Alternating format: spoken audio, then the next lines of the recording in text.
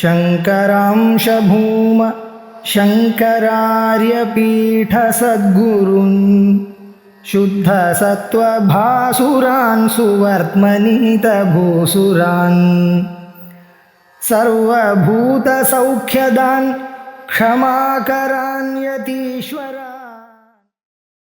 பஞ்சதசி கிரந்தத்துல தியான தீப பிரகரணத்துல ஒண்ணுமே தெரியாம இருக்கக்கூடியவர்கள் மாமரன் அப்படின்னு சொன்னார். அப்புறம் அந்த ஸ்டேஜை விட ரொம்ப வசதியான ஸ்டேஜ் கர்மயோகம் அப்படின்றது, அதுக்கு அடுத்த ஸ்டேஜ் அப்படின்னு சொன்னார். கர்மயோகத்துக்கு அடுத்த ஸ்டேஜ் உபாசனா யோகம் அப்படின்னு சொன்னார். அந்த உபாசனா யோகத்துல ரெண்டு வழி இருக்கு. சகுண பிரம்ம உபாசனை, திருகுண பிரம்ம உபாசனை அப்படின்னு ரெண்டு இருக்கு. அதற்கப்புறம் விசாரமானது இருக்கு, ஞானமானது இருக்கு. இந்த ஞானத்தோட கம்பேர் பண்ணும் பொழுது ரொம்ப கிட்டக்க இருக்கிறது நிர்குண உபாசனை அப்படின்னு சொன்னார். நிர்குண உபாசனையை விட கொஞ்சம் எட்டி இருக்கிறது சகுண உபாசனை, அதை விட எட்டி இருக்கிறது கர்மயோகம், அதை விட எட்டி இருக்கிறது பாமரர்களுடைய விவகாரம் அப்படின்னு சொல்லி 121வது ஸ்லோகத்துல ரொம்ப அழகா இத ஜஸ்டிஃபை பண்ணி, பாமரானாம் யபஹிருதேஹே பரம் கர்மாதி அனுஷ்டிதிஹி ததோபி சகுணோபாஸ்திஹி நிர்குணோபாசனா ததஹான. பாமரருடைய விவகாரத்தை விட கர்மயோகத்தை அனுஷ்டிக்கிறதுன்றது ரொம்ப ஸ்லாகியம்பா. வரம் அப்படின்னாக்கா ரொம்ப பெருசு, வசதி அப்படின்னு சொன்னாரு. அதை விட வசதி என்ன? சகுணோபாஸ்திகி. அந்த நிலையை தாண்டினாக்க உபாசனைக்கு வரணும். சகுண உபாசனை அதை விட வசதி. அதை விட வசதி நிர்குண உபாசனா ததா. அதை விட நிர்குண உபாசனையானது ரொம்ப வசதி அப்படின்னு சொன்னார். ஏன் சார் இதெல்லாம் வசத்தின்னு சொல்றீங்கன்னு சந்தேகம் வரும். 122வது ஸ்லோகத்துல என்ன சொன்னார்? யாவத் விஞ்ஞான சாமீப்யம் தாவத் ஸ்ரைஷ்யம் விவர்ததே பிரம்ம ஞானாயதே சாக்ஷாத் நிர்குணோபாசனம் சனைஹி அப்படின்னு சொன்னா, இந்த நிர்குண உபாசனமானது ரொம்ப கிட்டக இருக்குப்பா. விசாரத்துக்கு கிட்ட ஏன்னா அவன் கிட்டக பிரம்ம ஜானம், ஜீவனும் பிரம்மமும் ஒண்ணு அகம் பிரம்மாஸ்மி விருத்தி ஸ்டேஜுக்கு வந்துட்டானோ இல்லையோ, அதனால அவன் ரொம்ப கிட்டக வரான். அவன் ரொம்ப கிட்டக இருக்கிறதுனால இன்னும் கொஞ்சம் தான் ஏதாவது பிரம்ம ஜானம் அவனுக்கு வந்துட போறது அப்படின்ற அர்த்தத்துல யாவத்து டு தி எக்ஸ்டென்ட் விஞ்ஞான சாமீபியம் அதுதான் கணக்கு. வேதாந்த ஞானத்துக்கு கிட்டக்க வரதான் கணக்கு. அதோட கம்பேர் பண்ணும் பொழுது சைஷ்டியம் விவர்தத்தை. அந்த கர்ம யோகத்திலிருந்து அவன் பக்தி யோகத்துக்கு வரான், உபாசனா யோகத்துக்கு வரான், பக்தி யோகத்திலிருந்து நிர்குண உபாசனைக்கு வரான், நிர்குண உபாசனையிலிருந்து பிரம்ம ஜானத்துக்கு கிட்டக்க வந்துடுறான். அப்படின்றதுனால அவனுக்கு பிரம்ம ஜானாயத்தை, இப்படித்தான் பிரம்ம ஜானமானது அவனுக்கு ஏற்படுகிறது. இந்த யோக்கியத்தையானது கர்மயோகத்தின் மூலமாகவும் சகுண பிரம்ம உபாசனையின் மூலமாகவும் நிர்குண பிரம்ம உபாசனையின் மூலமாகவும் அவனுக்கு விசாரத்துக்கு வரான். விசாரத்தினாலதான் அவன் பிரம்ம ஜானாயத்தை சாட்சாத். அபரோக்ஷ ஞானமானது எங்க வருது அப்படின்னா சாட்சாத் சிரவணத்தினாலதான் வருகிறது. அப்படின்ற அந்த ஆங்கிள் தான் நிர்குண உபாசனமானது கிட்டக்க இருக்கு. சனைகி கொஞ்ச நாள்லயே வந்துரும், மெல்ல மெல்ல நேரா பிரம்ம ஜானத்துக்கு வந்துருவான் அப்படின்னு சொன்னார். இது எங்க சொன்னார் அப்படின்றது நமக்கு சந்தேகம் வரும். 69வது ஸ்லோகத்தை நம்ம மறந்துடக்கூடாது. அதுல அவர் கிளியரா சொல்லிட்டாரு. திருப்தி தீப பிரகரணத்துல அவர் ஒரு ஸ்டேட்மெண்ட் முதல்லயே சொல்லி இதை மாத்திரம் மறக்காதீங்கன்னு நமக்கு சொல்லிட்டார். ஆனா நம்ம எல்லாம் மறந்துட்டோம். திருப்தி தீப பிரகரணத்துல 69வது ஸ்லோகத்துல சர்வத்ரைவ மகாவாக்கிய விசாராத் அபரோக்ஷதி அப்படின்னு சொல்லிட்டாரு. யாரா இருந்தாலும் சர்வத்திர மகா வாக்கிய விசாரத்தினாலதான் பிரம்ம ஜானம் என்ற அபரோக்ஷ ஜீயானது உண்டாகும் அப்படின்னு ஏற்கனவே சொல்லிட்டார். அதை அப்படியே சொல்லி எக்ஸ்டெண்ட் பண்ணிட்டே வருதுனால நம்ம இதை மறந்துடக்கூடாது இல்லையா? அபரோக்ஷ ஜானத்துக்கு காரணம் என்ன? விசாரம் தான், மகா வாக்கிய விசாரம் தான் அப்படின்னு சொல்லிட்டார். அந்த மகா வாக்கிய விசாரத்துக்கு கிட்டக்க இருக்கு நிர்குண உபாசனை, சகுண உபாசனை அதை விட தள்ளி இருக்கு, கர்மயோகம் அதை விட தள்ளி இருக்கு, பாமரர்கள் ரொம்ப தள்ளி இருக்கிறார்கள் அப்படின்னு சொல்லி ஒரு இதுதான் சார் விஷயம் அப்படின்னு சொல்லி முடிச்சுட்டார். முடிச்ச பிறகு அவருக்கு இதெல்லாம் பேசினோம். எல்லாருக்கும் ஒரு சந்தேகம், இந்த யோக சாஸ்திரம்னு ஒண்ணு இருக்கு, அந்த யோக சாஸ்திரத்துல சவிகல்பக சமாதி, நிர்விகல்பக சமாதி இதெல்லாம் வருது, இதெல்லாம் எங்க வருது அப்படின்னு. சகுன பிரம்ம உபாசனைக்கு கிட்டக்க சவிகல்பக சமாதிய சொல்லலாம், நிர்குண உபாசனைக்கு கிட்ட இந்த நிரோத சமாதின்னு சொல்லக்கூடிய நிர்விகல்பக சமாதியானது வருகிறது. இந்த நிர்விகல்பக சமாதியும் ஞானத்துக்கு எய்டாதாக இருக்கிறது அப்படின்னு சொன்னார். இந்த மெத்தட்லயும் வரலாம் அப்படின்னு, ஏன்னா இதுக்கு வந்து ஸ்ருதி சப்போர்ட் அநேகமாக இருக்கு அப்படின்னு சொல்லி 128வது ஸ்லோகத்துல அதையும் கரெக்டா முடிச்சுட்டார். நிர்விகாரமாகவும் அசங்கமாகவும் நித்தியமாகவும் சுப்பிரகாசமாகவும் ஏக பூர்ணதாகவும் சாட்சியாக இருக்கக்கூடியது. அதுதான் நமக்கு மகா வாக்கியத்தினால தெரிந்து கொள்ள வேண்டியது. இதை தெரியறதுக்கான ஒரு கண்டிஷனை, யோக்கியத்தையே இந்த சமாதிகள்லாம் நமக்கு பண்ணி கொடுக்கறது. ஆகையினால கர்மயோகமோ சகுன பிரம்ம உபாசனையா நிர்குண உபாசனையா எதுக்காக அப்படின்னாக்க புத்தௌ ஜடிதி சாஸ்திரோக்தா, சாஸ்திரத்துல சொன்னதெல்லாம் புத்தியில ஜடிதி பிச்ச அப்படி கிரகிக்க வேண்டும் என்பதற்காகத்தான் இப்படி எல்லாம் ஆரோகணம் பண்ணி சொல்ல வேண்டியிருக்கு. இந்த வழியில வந்தானேயானால் இந்த புத்தியானது அவனுக்கு ஏற்பட்டு விடும் அப்படின்னு சொன்னார். சொல்லி அதுக்கப்புறம் ரொம்ப முக்கியமான ஒரு விஷயத்த வந்து சொன்னார். யாருக்கு இந்த உபாசனை, யாருக்கு விசாரம் அப்படின்றத அவாவாதான் தீர்மானம் பண்ணோம். யாருக்கு விசாரம் அப்படின்னாக்க, யாருக்கு உபாசனை அப்படின்னா அவாவா நீங்க நினைச்சு அவாவால கனெக்ட் பண்ணி பாத்துங்க. பகுவியாகுல சித்தானாம் விசாராத் தத்வதீஹி நஹி அப்படின்றார். 132ல புத்தியில அது வேணும் இது வேணும்னு அகங்காரம் மமக்காரம்லாம் இருக்கக்கூடிய மனசோட இருக்கக்கூடியவர்கள், அவர்களுக்கு பகு வியாக்குல சித்தம், டிஸ்டர்ப்டு மைண்ட். பகு நிறைய டிஸ்டர்பன்ஸ் இருக்கு அவளுக்கு, வீடு வீடு இதுலயே அவளுக்கு போராட்டத்துக்கு அவளுக்குள்ள ஒரு காம்ப்ளெக்ஸ் இருக்கு. என்ன எனக்கெல்லாம் இதெல்லாம் வராது சார், நான்லாம் எப்படி சார் பிரம்மமா இருப்பேன் அப்படின்னு ஒரு ஸ்ரத்தையினுடைய இது ஸ்ரத்தை இருக்கு. ஆனா அவனுக்கு சொல்ல தெரியல. அந்த சாஸ்திரத்து மேல, அந்த ஆச்சாரியாளனுடைய பாஷ்யத்து மேல அந்த ஒரு முழுமையான ஒரு நம்பிக்கை இல்ல. விசாரா தத்வதீஹி நஹி, பலவித கவலையோட மனசுல இருக்கக்கூடியவர்களுக்கு விசாரத்தினால இந்த தத்துவ ஞானம் ஏற்படுவதில்லை. அப்ப அவளுக்கெல்லாம் என்ன பண்றது அப்படின்றதுக்காகதான் இந்த யோகம் உபாசனை. யோகா முக்கியா ததா தேஷாம், அவளுக்கு நீங்க உங்களோட ஐடென்டிஃபை பண்ணிக்காதீங்க. நீங்க அந்த உங்களுக்கும் பகு வியாக்குல சித்தமா இருந்தா உங்களுக்கு அது இல்லையா, இல்ல எனக்கு ஒண்ணும் பகு வியாக்குல சித்தம்லாம் இல்ல சார் எனக்கு கண்டிப்பா இருக்குன்னா உங்களுக்கு விசாரம் தான். யோகா முக்கியா ததா தேஷாம் நஷ்யதி, அவளுக்கு தீதர்பகா ஃப்ரீ ஆக்குபைடு மைண்ட் வச்சுட்டு இருக்காங்க. எனக்கெல்லாம் வராது சார் அது அப்படின்னு அவனா டிசைட் பண்ண நம்ம என்ன பண்ண முடியும்? உனக்கு ஒரு ரூபாய், யூ ஆர் ஆல்ரெடி பணக்காரன், உட்கார்ந்து இருக்கிறது அந்த பணக்குவியல் தான்ப்பா, அதே மாதிரிதான் உட்கார்ந்து. இல்ல சார் நான் ஏழைதான்னா நம்ம என்ன பண்ண முடியும்? சொல்ல முடியாது இல்லையா. ஏன்? வியாக்குல சித்தம்.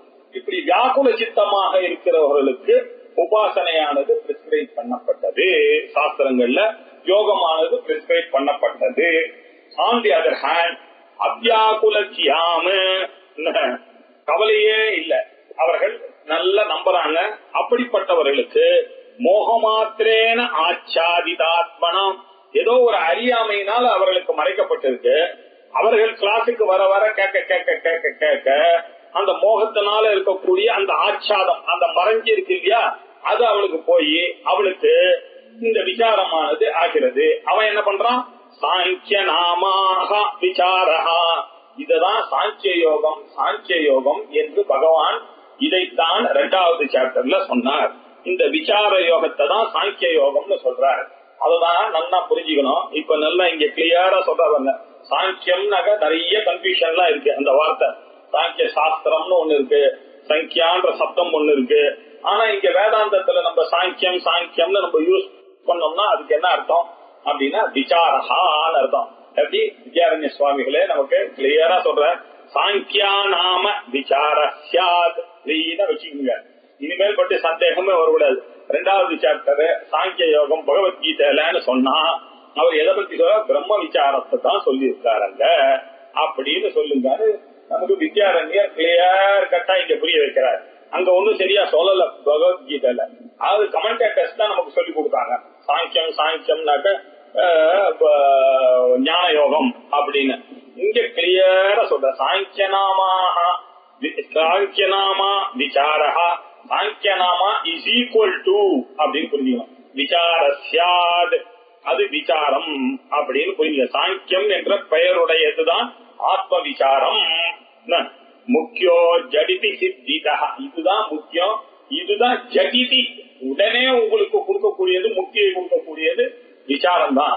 இந்த உபாசனை எல்லாம் நீங்க நம்பினீங்கன்னா ரொம்ப டைம் ஆகும், சனை வரும். அதனால நீங்க பண்ண வேண்டிய காரியம் என்ன, திருப்பி திருப்பி வேதாந்தத்தை விசாரம் பண்ணிட்டே இருக்கக்கூடியது இல்லையா, சிரவணம் பண்ணிக்கொண்டே இருக்க. விசாரம்னாக்க இங்க மகா வாக்கிய சிரவணம்.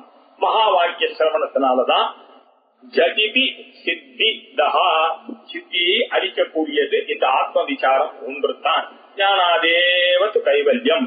அதனால மகா வாக்கிய விசாரம் தான் அபரோக்ஷ ஞானத்துக்கு கீழே சித்தி தீப பிரகரணத்துல 69வது ஸ்லோகத்துல சொன்னதை மறந்துவிடக் கூடாது அப்படின்னு சொல்லி இத முடிச்சு இப்ப இதுக்கப்புறம் ஒரு ப்ராப்ளத்தை ஆரம்பிக்கிறார். இது என்ன பண்ணணும் அப்படின்னா, பகவத்கீதையில ஒரு ஸ்லோகம் வருது 5வது சாப்டர்ல 5வது ஸ்லோகமாக இருக்கிறது.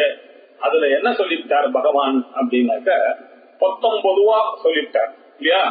19 சொல்லும் பொழுது நமக்கு என்ன ஆகும், விசாரம் பண்ணாம இத பார்த்தா அநேக கன்ஃபியூஷன் தான் வரக்கூடியதான சான்சஸ் எல்லாம் இருக்கு.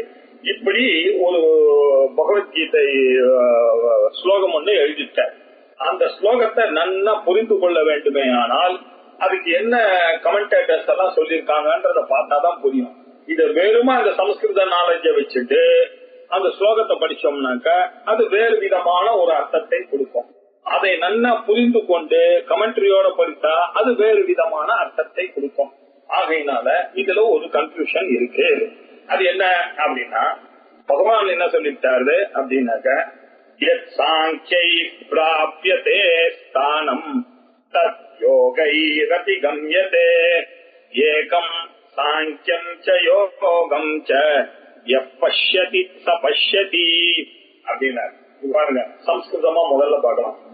எது ஸ்தானம் சாங்கியை பிராப்யதே, எந்த ஸ்தானத்தை விசாரம் பண்ணுகிறவர்கள் இல்லையா, சாங்கிய பிரதானமான சிரவணத்தை பண்ணக்கூடியவர்கள், அகம் பிரம்மாஸ்மி என்ற தத்துவத்தை அத்வைத பலமாக உபாசிக்கக்கூடிய ஞானிகள், சாங்கியை, அவர்கள் எந்த நிலையை அடைகிறார்களோ, நம்ம என்ன சொல்றோம், ஞானத்தினாலதான் அந்த ஞான நிலையானது ஏற்படும் அப்படின்னு சொல்றோம். மகா வாக்கிய விசாரத்தினாலதான் ஏற்படும் சொல்றோம். மகா வாக்கிய விசாரத்தினால எந்த நிலை ஏற்படுமோ அது யோகை ரதிகம்யதே அப்படின்னு, யோக பிரதானமாக எந்த அவர்கள் அதை ட்ரை பண்ணுகிறார்களோ அவர்களுக்கும் அதே ஸ்தானம் கிடைத்துவிடும் அப்படின்னு சொன்னார். இப்பதான் கன்ஃபியூஷன் வந்துருக்கு. எப்படி சார் இருக்கிறது, ஒரு அந்நிய பந்தா வித்யதே அயனாய, வேற வழியே கிடையாது சார். பிரம்ம ஜானம் அடையணுமே ஆனால் வேதாந்த சிரவணம் பண்ணணும். வேதாந்த சிரவணத்தினால ஜீவ பிரம்ம ஐக்கியம் வரணும். ஜீவ பிரம்ம ஐக்கியம் போதம் இல்லாம யாரு இருந்தாலும் அவனுக்கு வரவே வராது. நகி ஆகம மந்தரேன்னு அப்படின்னு ஆச்சாரியார் சொல்றாரு. வேதாந்த சிரவணம் இல்லாதக்கு ஒருத்தர் ஞானியாக ஆக முடியாது அப்படின்லாம் சொல்லியிருக்கு. பகவான் என்னடான்னா, இந்த மகா வாக்கிய விசாரத்தினால ஞானம் வருதுன்றது அவர் ஒண்ணு கொஸ்டின் பண்ண. சாங்கியை பிராபியதே ஸ்தானம் அவர் வசதியாதான் சொல்றார். ஆனா தத்து அந்த நிலையை யோகைரபி, யோக பிரதானமாக கர்மயோகம் பக்தி யோக பிரதானமாக இருக்கக்கூடியவர்களும் அதையே அடைகிறார்கள் அப்படின்னு சொல்லிட்டார். அப்படின்னாக்க ரெண்டு வழி இருக்கா என்ன sir, whatever goal reached by yogi is as good as the goal reached by Sankhyan அப்படின்னு சொன்னா அப்ப என்ன சொல்றோம் இல்லையா. அப்படின்னாக்க நீங்க கிளாரிபிகேஷன் பண்றதுக்கு பதிலா கன்ஃபியூஸ் பண்றீங்க. இவர் என்ன சொல்லிருக்கணும், சாங்கியர்களுடைய ஸ்தானமானது ரொம்ப வசதிப்பா, அதுக்கு கிட்டக இருக்கு யோகஸ்தானமானது, அதனால அது யோகிகளும் அதை தான் அடைகிறார்கள். முன்னாடி அழகா சொல்லிட்டே வந்தார்கள் இல்லையா. அவர் பாமரானாம் யவசுதேகே வரம் கர்மாதி அனுஷ்ட, கர்மயோகமானது பாமரனை விட ரொம்ப வசதி, அதை விட வசதி சகுன பிரம்ம உபாசனை, அதை விட வசதி நிர்குண உபாசனை, அதெல்லாம் பிரம்ம ஞானத்துக்கு கிட்டக்க இருக்கிறதுனால அப்படின்னு சொல்லி அவர் பிரிச்சு காமிச்சுட்டே வந்துட்டு இப்ப என்ன சொல்ற, இந்த யோக பிரதானமாக இருக்கக்கூடிய ஞானிகளும் அதே நிலையை அடைகிறார்கள் அப்படின்னு சொன்னார். அதே நிலையை அடைகிறார்கள்னா அப்ப நான் இதுவே பண்ணிட்டு போவேன்னா அது எதுக்குன்ற எண்ணமானது ஏற்படும் இல்லையா? அது சொல்றதோட மட்டும் இல்லாம அடுத்த லைன்ல சொல்ற ஏகம் சாங்கியம் ச யோகம் ச, இப்படி ரெண்டுத்தையும் ஒன்றாக யார் பார்க்கிறானோ யஹா பஷ்யதி ச பஷ்யதி, அவன் தான் உண்மையிலேயே சரியாக பார்க்கிறான் அப்படின்னு வேற சொல்லியிருக்காரு. திருப்பி வேற அத எம்பசைஸ் வேற பண்றாரு. இது வேற அது வேறன்னு இல்லப்பா, எல்லாம் ஒண்ணுதான், இப்படி ஒன்னா புரிந்து கொண்டு பார்த்தானே ஆனால் அவனும் ஞானிதான் அப்படின்னு சொல்றாரு.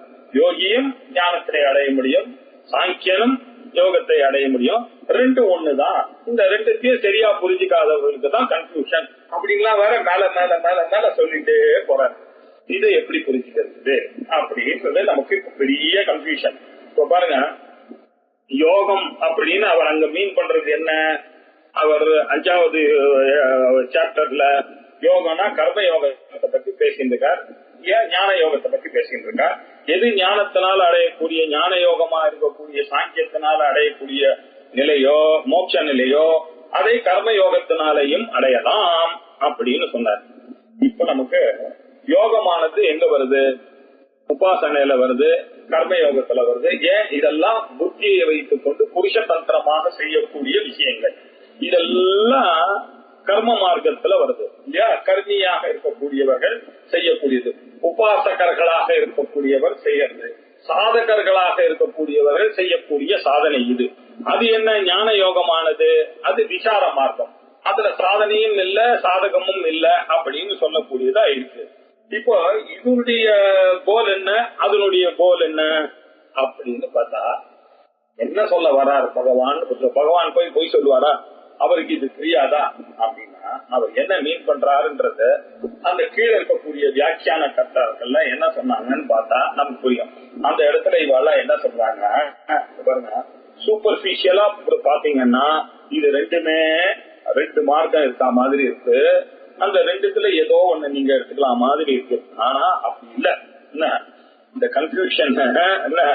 இது இதுக்கு புரிஞ்சுக்கணும்னாக்க இத என்ன அர்த்தத்துல சொல்றார் அப்படின்னா, இப்போ அவந்திகா, காஞ்சி, ஹரித்வார் இதெல்லாம் மோட்சபுரி அப்படின்னு நான் சொன்னேன்னாக்க அது என்ன அர்த்தம்? வேதாந்தத்துல ஒரு மோட்சம்னு சொல்றேன். இதுல இதுக்கு போயிட்டு வந்தாலே உங்களுக்கு மோட்சம் கிடைக்கும் சார். அயோத்தியா போய் வாழ்க்கையில ஒரு தடவை பார்க்க வேண்டாமா? ஒரு தடவை உஜ்ஜயினுக்கு போக வேண்டாமா? ஒரு தடவை ஹரித்வாருக்கு போக வேண்டாமா? ஒரு தடவை முதலுக்கு போக வேண்டாமா? இல்லையா? இப்படி எல்லாம் போனாதான் மோட்சம்னா என்ன அர்த்தம் அப்படின்னா, இப்படி எல்லாம் நீங்க தீர்த்த யாத்திரை பண்ணீங்கன்னாக்க உங்களுடைய அந்தக்கரணமானது சுத்தி ஆகும். அந்தக்கரண சுத்தி வந்துருச்சுன்னா உங்களை அறியாமையே வேதாந்தத்துல ஒரு இன்ட்ரெஸ்ட் வரும். இந்த வேதாந்தா கிளாஸுக்கு நீங்க வர ஆரம்பிச்சீங்கன்னாக்க இந்த தத்துவமானது புரியும். இந்த தத்துவமானது புரிஞ்சுதே ஆனால் மோட்சமானது உங்களுக்கு கிடைக்கும். ஏன்னா மோட்சமானது ஞானத்தினாலதான் கிடைக்கும். இந்த ஞானத்துக்கு வருவதற்கான யோக்கியத்தையை கொடுக்கக்கூடியதாக இருக்கக்கூடியதை நாம என்ன பண்றோம்? மோட்சபுரி அப்படின்னு சொல்லிடுறோம். அதை மோட்சபுரினா மோட்சத்தை கொடுக்கறதுன்னா சாட்சாத் அப்படியே மோட்சத்தை கொடுக்கறதுன்னு எடுத்துக்க முடியாது. அது அந்தக்கரண சுத்தியை கொடுக்கறது, அதற்கு பிறகு உங்களை வேதாந்தத்துக்கு வர வைக்கிறது, அதுக்கப்புறம் வேதாந்தத்தின் சிரவணத்தின் மூலமாக உங்களுக்கு ஞானமானது ஏற்படுகிறது அப்படின்றத சொல்றதற்காக வந்தது இல்லையா? அப்போ இந்த கான்டெக்ஸ்ட் என்ன? அங்க இதுல கர்மயோக பிரதானமாக இருக்கக்கூடிய சாதகங்கள் அவரும் சரி, ஞான யோக பிரதானமா இருக்கக்கூடிய சாதகர்கள், இவர்கள் 2 பேருக்கு என்ன ஒத்துமை அப்படின்னாக்க, கொஞ்ச நாள்ல இவன் இந்த கர்மயோக பிரதானமாக பண்றவனுக்கு அந்தக்கரண சுத்தியும் உபாசனையின் மூலமாக அந்தக்கரண நைஷ்டல்யம், நிச்சலமான ஒரு அந்தக்கரணமானது அவனுக்கு ஏற்படுகிறது. அதற்கு பிறகு அவன் வேதாந்தத்துக்கு வரான். வேதாந்தத்துக்கு கேட்கும் போது அவனுக்கு ரொம்ப சுலபமாக புத்தியில ஜகிதி அகம் பிரம்மாஸ்மின்றது புரிகிறது. அதுக்கப்புறம் அவன் ஹாப்பியா இருக்கான். கிளாஸுக்கு நானே பிரம்மம் என்பதை உணர்கிறான். அந்த முதல்ல சொன்ன அந்த கர்ம யோகமானது அவனுக்கு ஞான யோக்கியதா பிராப்தியை குறிக்கிறது. இதெல்லாம் புரிஞ்சுக்கணும்.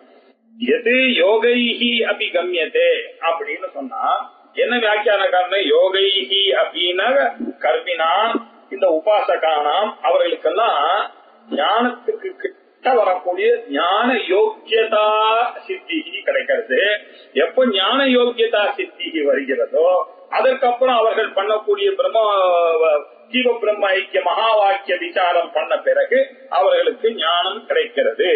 ஆகையினால ரெண்டு சாதகர்களுக்கும் மகா வாக்கிய விசாரமானது அவசியம்.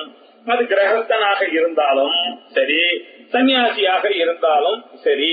சன்னியாசியாக இருந்தான்னா இந்த கர்ம மார்க்கம் உபாசனா மார்க்கங்கள்லாம் இல்லாமல் நேரவே அவன் வேதாந்தத்துக்கு வர முடியும்.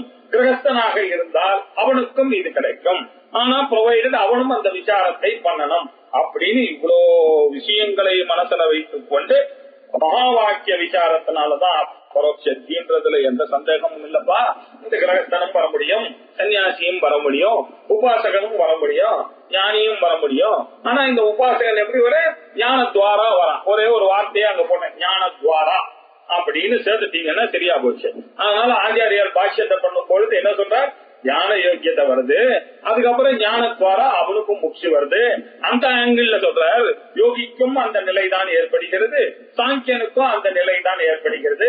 அதனால சாங்கியம் வேற யோகம் வேறன்னு தனிச்சு பார்க்காதீங்க, எல்லாமே சாஸ்திர பிரசித்தம் தான். இப்படி யாரு டோட்டலாக நன்னா புரிந்து கொண்டு அதை பார்க்கிறானோ எப்பஷ்யதி சபஷ்யதி. இப்ப சரியா போச்சுப்பாங்க. இதுதான் அங்க எக்ஸ்பிளைன் பண்ண வேண்டிய விஷயம். நல்லா புரிந்து கொள்ள வேண்டிய விஷயம். பகவத்கீதையில சாங்கியை பிராபியதே ஸ்தானம் தத்யோகை அபிகம்யதே. எந்த ஸ்தானம் ஞானிகளால் அடையப்படுகிறதோ அது உபாசகர்களாலும் அடையப்படுகிறது. அதான் சொல்லிருக்காங்க அப்படின்னு புத்தகமா பண்ணக்கூடாது. எந்த ஸ்தானமானது ஞானத்தினால வருகிறதோ அந்த ஞானத்தை அடைவதற்காக இந்த உபாசகனுக்கு அந்தக்கரணமானது யோக்கியத்தையை உண்டு பண்றது. அந்த அந்தக்கரண ஞான யோக்கியத்தை அவனுக்கு வந்த பிறகு அந்த ஞானமானது பலிதமாகி அவனும் பிரம்ம ஞானத்தை அடைகிறான். அந்த ஆங்கிள் தான் அங்க சாங்கியனும் யோகனும் வேற வேற நீங்க எதை இருக்கிறது, இவனும் இந்த வழிக்குதான் வர போறான், அவனும் அந்த மாதிரிதான் அந்த வழியில இருந்து இங்க வந்திருக்கான் அப்படின்னு புரிஞ்சுட்டோம்னா சரியா போச்சு. இன்னைக்கு சாங்கியத்துக்கு வந்திருக்கோன்னு எப்படி அப்படிதான் வந்தான். நீங்க இன்னைக்கு உபாசனை நீங்களும் அந்த வழிக்குதான் வர போறீங்க. இப்படி எந்த அர்த்தத்துல அவர் என்ன பண்ணாரு?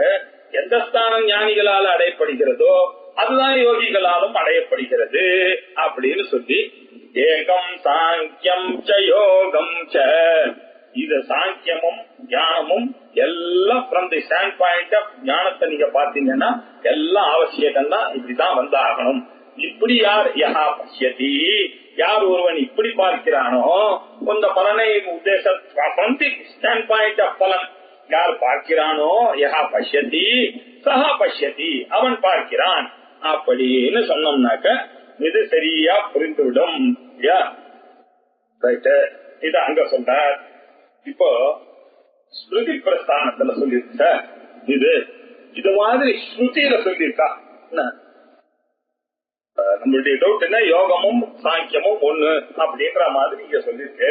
நீங்க அதை பிரிக்கிறீங்க. ஆனா பகவானும் பேசியிருக்காருன்னா பின்னாடி இங்க ஒரு ஸ்ருதி இருக்கணும். ஸ்ருதி இல்லாம பகவான் பேச மாட்டார். ஏன்னா நமக்கு மூல பிரமாணம் இல்ல, ஸ்ருதி பிரமாணம். இதுவோ ஸ்மிருதி. இது வியாசரால எழுதப்பட்டது, எழுதப்பட்ட பகவத்கீதையில இருக்கிறது. அதுக்கு மூலமாக எங்கேயாவது ஸ்ருதி இருக்கா அப்படின்னு கேட்டா இருக்குப்பா அப்படின்னு வித்யாரண்யர் ரொம்ப அழகா நமக்காக எடுத்து காமிக்கிறார்.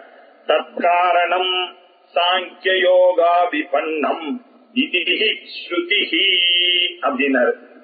தத் காரணம் சாங்கிய யோகாதிகம்யம் அப்படின்னு ஸ்வேதாஸ்வதர உபநிஷத்துல இருக்கு. ஸ்வேதாஸ்வதர உபநிஷத்துல அவர் என்ன எழுதியிருக்கார் அப்படின்றத பார்த்தா, நித்யோ நித்யானாம் சேதனச்சேதனானாம் ஏகோ பகூனாம் யோ விததாதி காமான் தற்காரணம் சாங்கிய யோகாதிகம்யம் ஞாத்வா தேவம் முச்சதே சர்வபாஷை அப்படின்னு அங்க இருக்கு. அந்த இடத்துலயும் என்ன சொல்றார்? சாங்கிய யோகாதிகம்யம் அப்படின்னு சொல்றாரு. காரணம் மோட்சத்துக்கு காரணமானது. அது என்ன? ஆத்ம ஞானத்துக்கு காரணமாக இருப்பது என்ன? சாங்கிய யோக அதிகம். யோகா அதிகம்யம் அல்லது அபிபன்னம் ரெண்டு வார்த்தை. சாங்கியத்தினாலேயும் யோகத்தினாலேயும் அது அறியப்படுகிறது அப்படின்னு சொன்னார். சாங்கிய யோக அதிகம்யம். சாங்கியம் நாம விசாரம், யோகோ நாம கர்மா உபாசனா. இதனாலையும் அந்த உபாசனையிலையும் சகுண பிரம்ம உபாசனை, நிர்குண பிரம்ம உபாசனை, இதுவும் இதனாலேயும் அது அந்த நிலையை அவன் அடைகிறான் அப்படின்னு எப்படி பகவான் சொல்லியிருக்காரோ அதே மாதிரி ஸ்வேதாஸ்வதரா உபதேசத்திலேயே சொல்லியிருக்கு.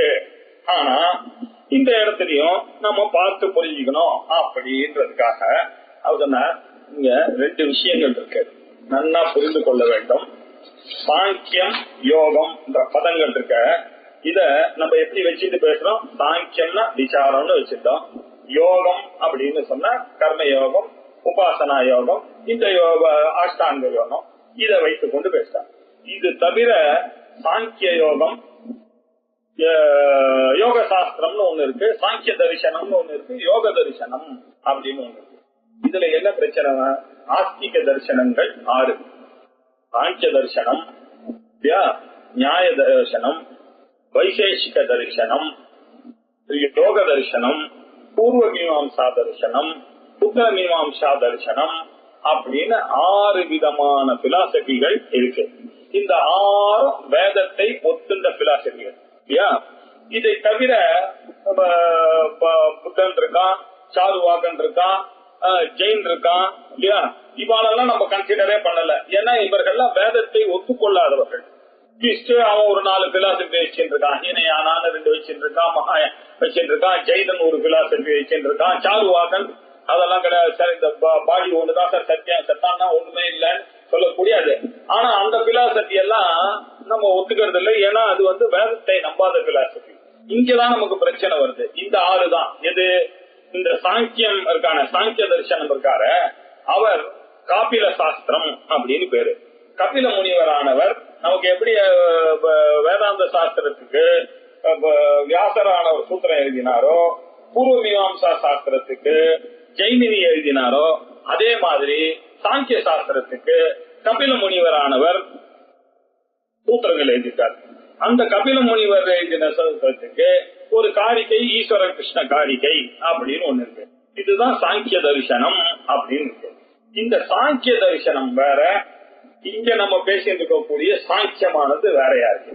இங்கதான் இந்த கன்ஃபியூஷன் வருது. சாங்கியம் அப்படின்னு சொன்னா இந்த இடத்துல சாங்கிய தரிசனம், சாங்கியா பிலாசபி. சாங்கியா பிலாசபி வேற, நம்ம இங்க சொல்லக்கூடிய சாங்கியமானது வேற.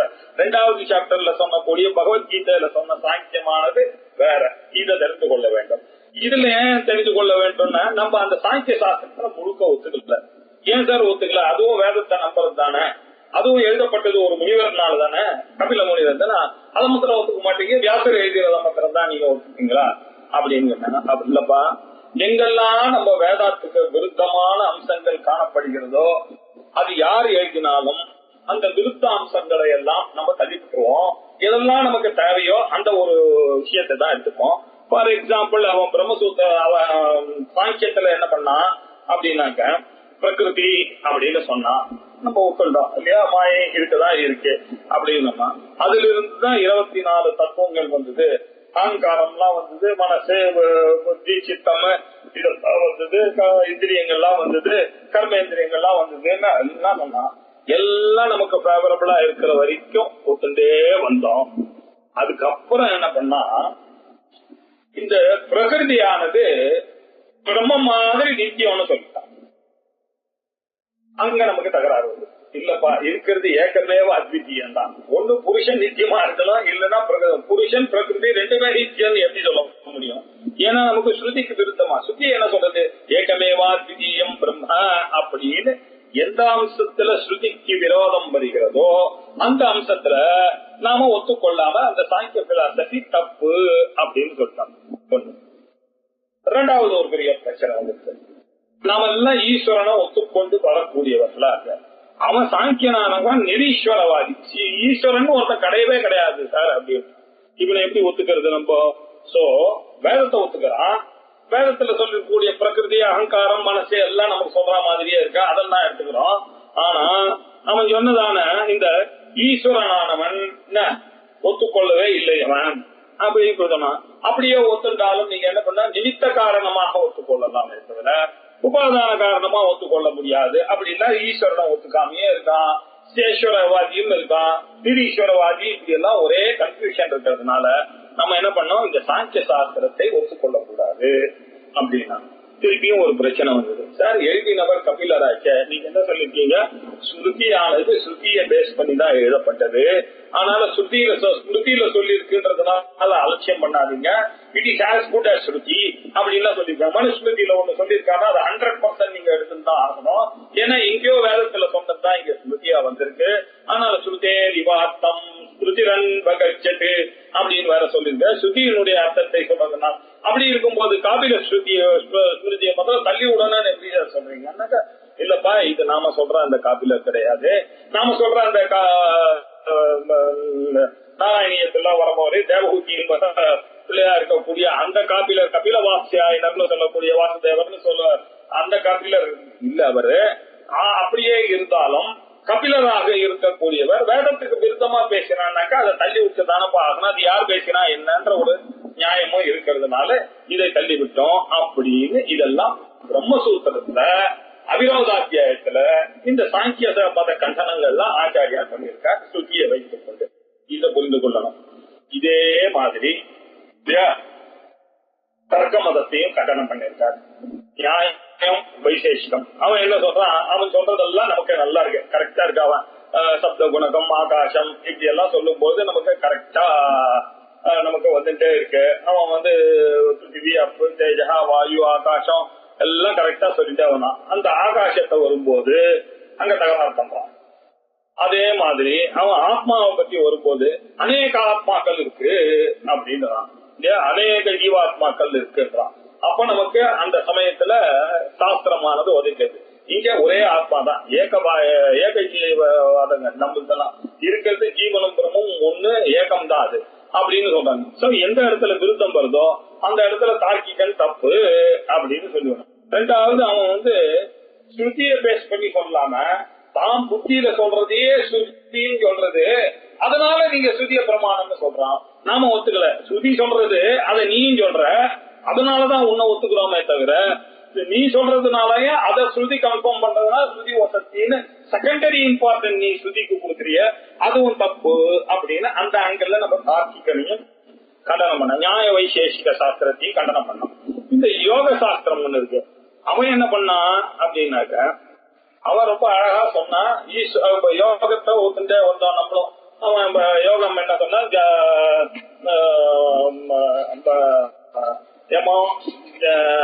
நியமம் ஆசனம் ஆசனம் பிராணாயாமம் பிரத்யாகாரம் தாரணா தியானம் சமாதி அப்படின்னு அவன் பிரிச்சான். யமம் அப்படின்னா அஹிம்ச அசத்தியம் அஸ்தேயம் பிரம்மச்சரியம் அபரிகிரகம், இந்த 5 ரொம்ப முக்கியம் ஒவ்வொரு மனுஷனுக்குன்னா.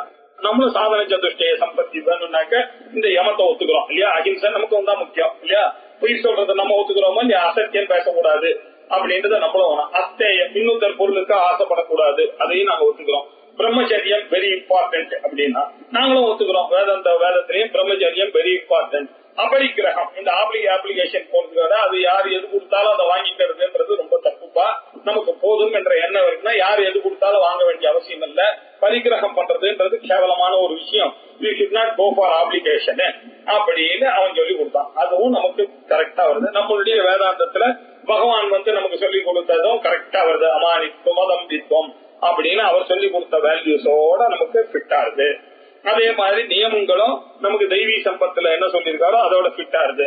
என்னது, சௌச்சம் சந்தோஷம் தபசு சுவாத்தியாயம் ஈஸ்வர பிரணிதானம், பகவானுக்கு நமஸ்காரம் பண்ணோம் ஈஸ்வரனுக்குன்னு அழகா சொன்ன யோகா கரெக்ட் தானே, நம்மளும் அதை ஒத்துக்கிறோம். சுவாத்தியாயம் சார் அவளுடைய பாடத்தை படித்துக் கொண்டே இருக்கணும், ஏதாவது ஒரு ஸ்லோகமாவது படிச்சுட்டு தான் இருக்கணும் அப்படின்னு சொன்னான். எது பண்ணாலும் ஒரு கமிட்மெண்ட் வேணும் சார், தபஸ் வேணும் சார், அப்புறம் போதும் என்ற எண்ணம் சந்தோஷம் வேணும் சார், கண்டென்ட்மெண்ட் வேணும் சார். அதே மாதிரி பியூரிட்டி தாட் வேர்டு ட்ரெஸ் எல்லாத்திலயும் ஒரு கிளீன்லினஸ் ரொம்ப முக்கியம் அப்படின்னு நியமத்துல சொன்னான். சௌச்சம் சந்தோஷம் தபஹா சுவாத்தியாயா ஈஸ்வர பிரணிதானம், அதுவும் நமக்கு கரெக்டா வருது. அப்புறம் ஆசனங்கள்லாம் ரொம்ப கரச்சரணாதி சேஷ்டைகள்லாம் நீங்க பண்ணாதான் உங்களுடைய உடம்பு வந்து கரெக்டா இருக்கும். அதனால இந்த போஸ்டர்ல தான் உட்காரணும், ஸ்வஸ்திகாசிரமத்துல தான் உட்காரணும், இப்படிதான் பூஜை பண்ணணும், இப்படிதான் உட்காரணும். நான் பலவிதமான கரச்சரணாதி விநியாசங்களை எல்லாம் சொல்லி கொடுத்தான். அதுலயும் நமக்கு பிரச்சனையே இல்லை, ஒத்துக்கொண்டோம். அதுக்கப்புறம் பிராணாயாமத்தை சொன்னான். ரேச்சகம், பூரகம், கும்பகம் எல்லாம் இருக்குப்பா. இதனால வந்து இந்த பிராணாயாமத்தை பண்றவனுக்கு எந்த உடல் உபாதியும் இல்லாம இருக்கு. இப்படி எல்லாம் பண்றதுனால இது கிளீன்ஸ் பண்றது. அதனால ரொம்ப முக்கியம், பிராணாயாம கண்ட்ரோல் ரொம்ப முக்கியம். அதுவும் ஒத்துக்கொண்டோம். அதே மாதிரி பிரத்யாகாரத்தை சொன்னாங்க. இந்திரியங்களும் விஷயங்களிலிருந்து மனசை நம்ம இழுத்து கொள்ள வேண்டும் சார். அங்க இங்கே போயினா அது சொல்ற விஷயத்தெல்லாம், மூக்கு சொல்ற விஷயத்துக்கு பின்னாடி எல்லாம் போகக்கூடாது, காது கேட்கிற விஷயத்துக்கு எல்லாம் போயிடக்கூடாது. கண்ணு அது எது ரைட்டு எது ராங்கன்னு விவேகத்தோட பார்த்து எதுல இருந்தெல்லாம் நம்ம தப்பிச்சுக்கணுமோ அதுல இருந்துதான் டிப்ளமேட்டிக்கா தப்பிச்சுக்கணும் அப்படின்னு பிரத்யாகாரத்துல சொன்னதும் நமக்கு கரெக்டா அப்ளிகபிள் ஆகுது. அதுக்கப்புறம் தாரணை.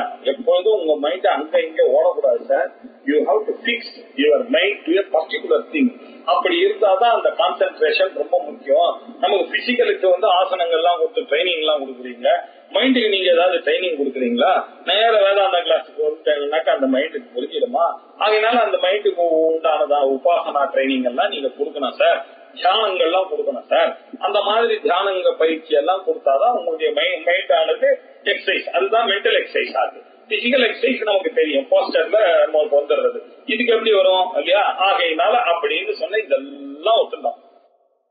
ஆனா அவன் என்ன சொன்னா, ஈஸ்வர பிரதிதானம் பண்றீங்கள, ஈஸ்வரனானவன் என்ன வெறும் நிமித்த காரணம் தான் சார். அவர் எப்படி சார் உபாதான காரணமாக ஆவான் அப்படின்னு அவனே நமக்கு யதோர்ணநாபிஹி சிருஜதே கிருண்ணதேச்ச அப்படின்னு கிளியர் கட்டா முண்டகோபனிஷதானது.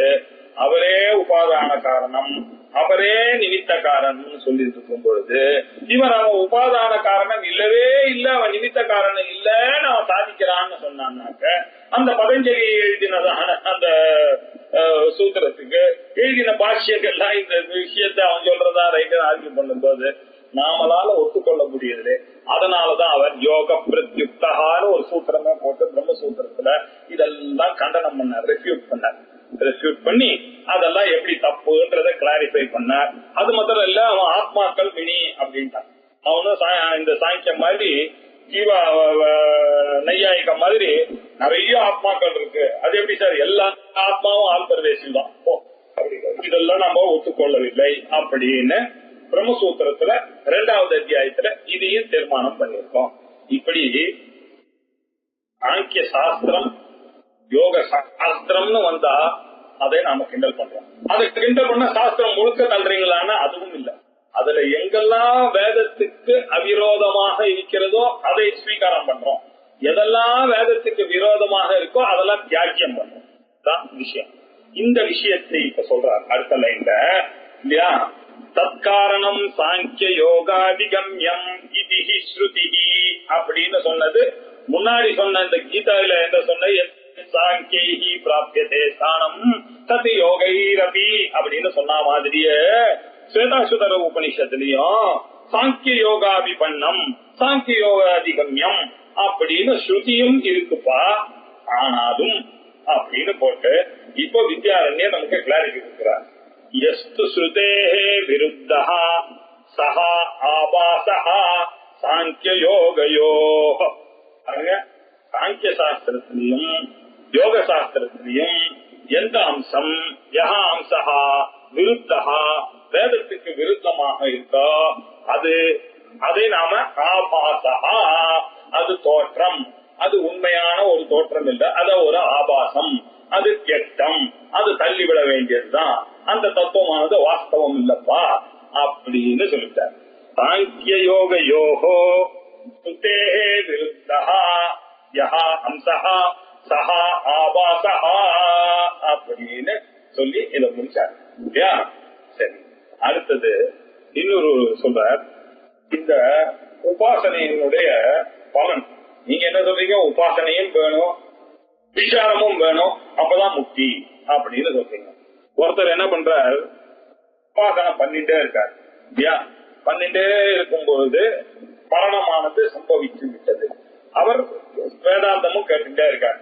இப்படிப்பட்டவர்கள்லாம் அதோகதியாக ஆயிடுவார்களா அப்படின்னு ஒரு சந்தேகம் இல்லையா? அப்போ அவருக்கு சொல்ல வந்து இந்த உபாசகர்களுக்கு கிரமமுக்தி அப்படின்னு ஒன்று. நாம வந்து இவ்வளவு நேரம் பேசிட்டு இருக்கிறதுனா ஜீவன் முக்தி. இந்த உயிரோட இருக்கிற காலத்திலேயே வேதாந்தம் படிக்கிற காலத்திலேயே அவனுக்கு ஜீவ பிரம்ம ஐக்கியம் என்ற அறிவு வந்து இவன் ஞானியாக போக வேண்டும் அப்படின்ற ஐடியா வச்சுட்டு பண்ணிட்டு இருக்கோம். இந்த உபாசனைக்கு இன்னொரு ஒரு பலனும் இருக்கு. அந்த உபாசனையானது இவனை வேதாந்தத்துக்கு அழைச்சிட்டு வந்துடும். இந்த வேதாந்தத்துக்கு வந்தவுடனே விசாரமானது ஏற்படும். இந்த விசாரத்தின் மூலமாக இவன் இங்கேயே ஜீவன் முக்தியாக ஆகிவிடுவான். ஒரு கால் ஆகலை என்றால் இதான சந்தேகம். ஒரு கால் இல்லை என்றால் என்ன பண்ணும் அப்படின்னாக்க, இந்த உபாசனையானது பக்குவம் ஆயிடுச்சுன்னா அது ஆட்டோமேட்டிக்கா அவன் வேதாந்தத்துக்கு வந்துடும். உபாசனையானது பக்குவம் ஆயிடுச்சுன்னாக்க அவனுடைய புத்தியானது சாஸ்திரத்திலேயே இருக்கும், வேதாந்த சாஸ்திரத்திலே ஜீவ பிரம்ம ஐக்கியத்திலே இருக்கும். அப்படி எல்லாருடைய புத்தியும் ஒரே மாதிரி சொல்ல முடியுமா? லோகோ பின்னரிசி எல்லாம் அவாவாளுடைய இன்டலெக்ட் வேற, அவாவாளுடைய அண்டர்ஸ்டாண்டிங் வேற, அவாவாளுடைய எண்ணங்கள் வேற. சில பேருக்கு வந்து இது ஏதோ தனக்கு வந்துருச்சுன்னு நினைச்சிட்டு ஏமாறிடுவான் ரொம்ப ஓவர் கான்பிடன்ஸ்ல. சில பேர் என்ன பண்றான், கான்பிடன்ஸே கிடையாது இல்லையா, இப்படி இருக்கான், எனக்கு இதெல்லாம் வராது சார்ன்றான். இப்படி அநேக விதமா யாரையும் நம்ப முடியாது. அவாவாளுக்கு தான் தெரியும் அவாவாளுடைய அந்தக்கரணம் என்னன்னு. நம்ம யாரும் சொல்ல முடியாது. அவர் ஞானின்னு சொல்றதுக்கு உங்களுக்கு பயமா இருக்கு. அவருக்கு இல்லன்னு யாராவது சொல்ல முடியுமா? அவருக்கு ஞானம் வரலன்னு நம்ம எப்படி சொல்ல முடியும்? அவர் நடிச்சு கொண்டு இருக்கலாம், ஞானம் வந்து இருக்கலாம். நான் எப்படி சொல்லுவோம், ஞானியா இல்லையான்னு சொல்லக்கூடிய உரிமை யாருக்கும் கிடையாது, தெரியவும் தெரியாது. அவளுடைய அந்த கர்ணத்துல இருக்கக்கூடியது பூர்வ சம்ஸ்காரங்கள்லாம் எப்படி இருக்குன்றது தெரியாது. இதுவும் பிரம்மசூத்திரத்தை தீர்மானம் பண்ண யாரையும் ஞானி இல்லைன்னு சொல்ல முடியாது. அதனால பெனிஃபிட் ஆஃப் டவுட்டை கொடுத்து தஸ்மாத் ஆத்மக்கியம் அச்சியே பூதிக்காமா. அதனால நீங்க எல்லாரையும் ஞானின்னு வச்சுட்டு போனீங்கன்னா சேஃப். அவ பண்ண புண்ணியம் உங்களுக்கு வரப்போகுது. நீங்க அவர் ஞானி இல்லைன்னு எதையாவது திட்டினீங்கன்னா அவ பண்ண பாவங்கள்லாம் உங்களுக்கு வந்து நீங்க தான் அப்படியெல்லாம் பயன்படுத்துறது சாஸ்திரம். ஆகையினால இந்த உபாசனையானது பக்குவமாக ஆகிவிட்டது. ஆனால் அவன் விசாரத்துக்கு வர போறான், ஞானி ஆயிட போறான், எந்த விதமான சந்தேகமும் இல்லை. இன்கேஸ் நோ அப்படின்னு சொன்னா உபாசனம் நாதி பக்குவம் இக யஸ்ய பரத்ரசஹ மரணே பிரம்மலோகேவா தத்வம் விஜ்ஞாய முச்யதே. புரிந்து கொண்ட சாஸ்திரத்தை இங்க பக்குவம் ஆயிடுச்சுனாலும் அவன் விசாரத்துக்கு வந்து ஞானத்தினாலதான் முக்கியம். அவனுக்கு இல்லன்னா கூட அவன் வேற எங்கேயாவது போய் திருப்பி அந்த ஞானம் வந்துதான் பார்க்கணும். அந்த ஞானமானது அவனுக்கு அடுத்த ஜென்மாவிலையும் வரலாம், இல்ல கர்ப்பத்திலேயே இருக்கும்போது வாமதேவர் மாதிரி வரலாம், அல்லது இவன் பிரம்மலோகத்துக்கு போனானே ஆனால் அங்க போய் பிரம்மா முதலியவர்களால சனகர் சனாந்தனர் முதலியவர்களால வேதாந்த கிளாஸுக்கு போய் அவன் ஆரம்பிச்சு அங்கேருந்து அவங்களுக்கு முக்தியானது ஏற்படலாம். எப்படியா இருந்தாலும் ஞானாதேவத்து முக்தி அந்நியப்பந்தா வித்தியதே அயனாய இதை மறந்துடக்கூடாது. உபாசனம் அதிபக்குவம் யாருக்கு பிரக்டிஃபை ஆகலையோ, சரியாக பொழுக்கவில்லையோ,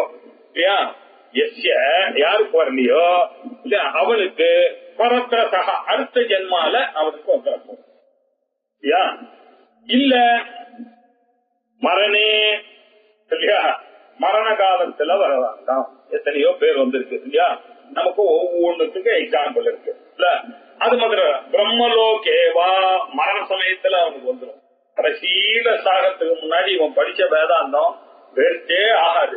நம்ம என்னமோ நினைச்சிட்டு இருக்கோம், அந்த சாகத்துக்கு சமயத்துக்கு முன்னாடி அகம் பிரம்மா அப்படின்ற ஒரு எண்ணம் வந்து திருப்பியும் பிறக்காததான ஒரு விஷயங்கள் வரலாம் இல்லையா. வாமதேவர்களுடைய விஷயத்துல அடுத்த ஜென்மா இருந்தது. ஆனா அடுத்த ஜென்மான்னு இவர் வயிற்றுக்குள்ள வந்த உடனே அந்த வயிற்றுக்குள்ளேயே அவருக்கு ஞானமானது ஏற்பட்டு விட்டது. ஒரு இரும்பு கோட்டையை எப்படி உடைச்சிட்டு அந்த பறவைகள் எல்லாம் போறதோ அப்படி நான் உணர்ந்தேன் அப்படின்னா உபனிஷத்துல சொல்றது இல்லையா. இப்படியும் வருகிறது. சில பேர் என்ன பண்றாங்க, பிரம்மலோகத்துக்கு போகிறார்கள். அங்க போய் அங்க படிச்சு தத்துவம் விஜ்ஞாய முச்சதே, அங்க போய் தத்துவத்தை அறிந்துதான் முக்தி அடைவார்கள் அப்படின்னு சொல்றது. கிரம முக்தி பழக்கமாக சொல்லுது. உபாசனம் நாதி பக்வம் இக யஸ்ய பரத்ரசஹ மரணே பிரம்மலோகேவா மரண காலத்திலேயோ அல்லது பிரம்மலோகத்துக்கு போன பிறகோ ஒன்னு விஷயம் மறந்துறாங்க, தத்துவம் விஜ்ஞாய முச்யதே தத்துவத்தை அறிந்த பிறகுதான் அவன் மறு ஜென்மத்தை அடைஞ்சு இந்த உலகத்திலாவது அல்லது சொர்க்காதி லோகத்துக்கு போய் அங்க போய் ஞானம் ஏற்பட்டால் ஒழிய அவனுக்கு ஞானம் ஏற்படலாம்.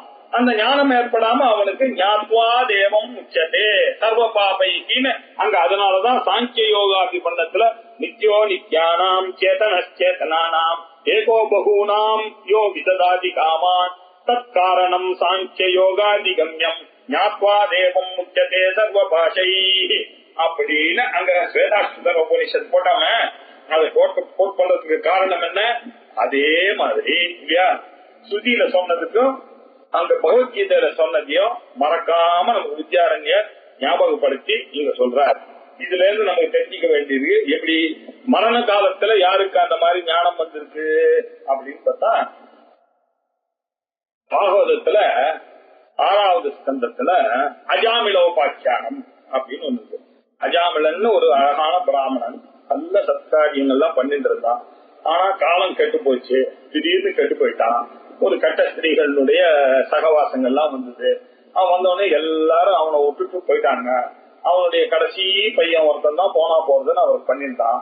ஆனா இவருடைய அதிர்ஷ்டம் என்ன? அவனுக்கு நாராயணன் அப்படின்னு பேர் வச்சாரு. இவர் கடைசி காலத்துல எம் எம் வாபி ஸ்மரன் பாவம் யஜத்யந்தே கலேபரம் எம் எம் வாபி ஸ்மரன் பாவம் யஜதி அந்தே கலேபரம் தம் தமேவேதி கௌந்தேய சதா தத்பாவ பாவிதா அப்படிதான் வரணும். அந்த இடத்துல மாத்திரம் வித்யாரண்யர் மாட்டிருக்காரு. இதே விஷயமானது பகவத்கீதையிலேயே சொல்லியிருக்கு. ஒருவன் இறக்கும் பொழுது எம் எம் வாபி ஸ்மரன் பாவம், எந்த வஸ்துவை ஸ்மரித்துக் கொண்டு இறக்கிறானோ அந்த பாவத்தையே அந்தே கலேபரம், அவன் கடைசியில சரீரத்தை விடும்போது எந்த பொருளை நினைக்கிறானோ அதையே அடைகிறான் அப்படின்னு சொல்லியிருக்க அப்படின்னு சொல்லியிருக்க. தம் தமேவ ஏதி, அந்த பொருளாகவே அவன் மாகின்றான். அப்படி ஹே கௌந்தேயா அப்படின்னு அங்க சொன்னார் இல்லையா? எங்க சொன்னார்? பகவத்கீதையில சொன்னார். 8வது அத்தியாயத்துல 6வது ஸ்லோகத்துல சொன்னார். இதுக்கு நமக்கு எக்ஸாம்பிள் யாரு? வாமதேவர் இல்லையா? அவர் என்ன பண்ணார்? ஞானத்தோட பிறந்ததுன்னா அவருக்கு விட்ட குறை தொட்ட குறையா ஒரு ஜென்மா இன்னும் பாக்கி இருக்கு. ஆனா ஞானமானது வந்துருக்கு இல்லையா? நம்ம ஊர் ஞானிகளோ ரமணர் ஞானிகளுக்கோ என்னாச்சு? விட்ட குறை தொட்ட குறையா இருக்கு. இந்த ஜென்மாவானது வந்துடுறது. இங்க வந்துட்டார், அவர் திருவண்ணாமலைக்கு வந்துட்டார், அவர் ஞானி ஆயிட்டார் இல்லையா? இப்படி சில பேருக்கு வரக்கூடியதான சான்சஸ் ஆஃப் தட் இல்லையா? இதே மாதிரி ஜடபரதராக அவர் என்ன பண்ணார்? கரெக்டா ஞானவர சமயத்துல மான் மேல அவருக்கு ஒரு ஆசை போய் அந்த மான வளர்த்தாரு. சாகும் பொழுது அந்த மானம் நினைச்சுட்டே சென்று போனார். அதனால அவருக்கு என்ன ஆச்சு? மான் ஜென்மமானது அடுத்த ஜென்மால கிடைச்சிருக்கு. ரொம்ப வருத்தப்பட்டார். ஐயோ, இப்படி ஒரு ஜென்மாவையே நான் வேஸ்ட் பண்ணிட்டேன்னு அவர் நேர இந்த கண்டக்கி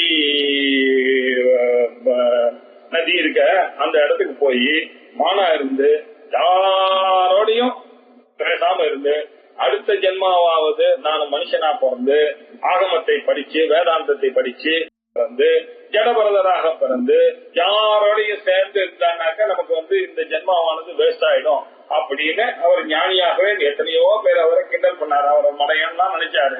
அதுக்கப்புறம் ஒரு ராஜா அவரை தூக்கும் பொழுது அவர் ஞானின்றதை கண்டுபிடிச்சார். அப்படின்ற கதைகள் எல்லாம் நம்ம சேர்த்து பார்த்தாங்கன்னா புரியும் இல்லையா? எம் எம் வாபி ஸ்மரன் பாவம் யஜதி அந்தே கலேபரம். கலேபரம்னாக்க சரீரம். இந்த சரீரமானத்தை விடும் பொழுது எந்த வஸ்துவை ஸ்மரித்துக் கொண்டு தெரிகிறானோ தம் தமேவேதி, அதே பொருளை அவர் அடைகிறான். இதுல பாருங்க பியூட்டி. எம் எம் வாபி ஸ்மரன் பாவம் தெஜதி அந்தே கலேபரம் தம் தமேவேதி அப்படின்றது வரைக்கும் கீதையில இருந்து. அதுக்கப்புறமா இருக்கக்கூடியது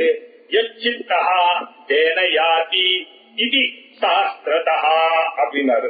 இப்போ எம் எம் வாபி ஸ்மரன் பாவம் தெஜந்தே கலேபரம் தம் தமேவேதி கௌந்தேய சதா தத்பாவ பாவிதஹான்ற ஒரு ஸ்லோகத்திலிருந்து கீதா சாஸ்திரத்தா அதை எடுத்தார். இங்க என்ன எடுத்தார் அப்படின்னா பிரஷ்னோபனிஷத்துல 3வது பிரஷ்னத்துல இருக்கக்கூடியது யச்சித்தா தேனைஷா பிராணான் ஆயாதி அப்படின்னு மூணாவது பிரஷ்னம். மூணாவது பிரஷ்னமானது எப்படி வந்தது அப்படின்னு பார்த்தோம்னாக்க, கௌசல்ய ஆஸ்வலாயன பப்ரச்ச பகவன் குதஹா ஏவ பிராணோ ஜாயதே கதமாயாதி அஸ்மின் ஷரீரே அப்படின்னு கௌசல்யன் என்ற இந்த ஆஸ்வலாயனர் பிப்பலாதரை பார்த்து கேட்டாரு, இந்த பிராணன் எங்கேருந்து பிறந்தது, இது எப்படி பகுத்துண்டு இருக்கு, இது எப்படி வெளியில ஏறும், அப்படி எப்படி இப்படி சாங்கிறது இத அப்படின்னு அவர் கேட்டார். மூணாவது பிரச்சனை. அதுக்கு பகவான் பிப்பலாதர் சொன்னார், எச்சித்தஹா தேன ஏஷ பிராணம் ஆயாதி, அவனுடைய புத்தி எப்படி இருக்கோ ஆகும் பொழுது. ஏன் இந்த இடத்துல அவர் உதான வாயுவை பத்தி பேசியிருக்கார். உதான வாயு தான் ஒரு மனுஷன் சாகும் பொழுது அவனை இன்னொரு சரீரத்துக்கு எடுத்துக்கொண்டு போறது. அந்த சந்தர்ப்பத்துல பேசினதுனால அங்க மரண காலத்தை பத்தி எப்படி எம் வாபி ஸ்மரன் பாவம் தெஜத்தி அந்தே கலேபரம்னு அங்க எப்படி மரணத்தை பத்தி பேசினாரோ, அதே மாதிரி பிரஸ்னோபனிஷத்துல உதான வாயுவை பத்தி பேசும் பொழுது, மரணத்தை பத்தி பேசும் பொழுது எச்சித்தா தேன யாதி, எந்த சித்தத்தோட போனாரோ அதனாலேயே அந்த பிராணனானது தேஜசா யுக்தஹா, அந்த உதான வாயு அந்த தேஜஸோடையே போய் சகாத்மனா யதா சங்கல்பிதம் லோகம் வர்த்ததே, அது எப்படி சங்கல்பமோட இருந்தா அதுக்கேத்த மாதிரி இந்த லோகத்துல வந்து சேர்றது அப்படின்னு சாஸ்திரதா. சாஸ்திரதான்னு என்ன அர்த்தம்? உபனிஷத் சாஸ்திரதா. சாஸ்திரம்னா உபனிஷத் தான் இல்லையா? இந்த ஸ்மிருதி பிரஸ்தானமும் அததான் சொல்றது, அதுவும் சாஸ்திரம் தான். கீதைய சாஸ்திரம் தான், பிரம்ம வித்யாயான்னு சொன்னதுனால, இங்க சாஸ்திரத்தான்னு சொன்னதுனால உபனிஷத்தும் இதே விஷயத்தை சொல்லுகிறது, கீதையும் அதே விஷயத்தை.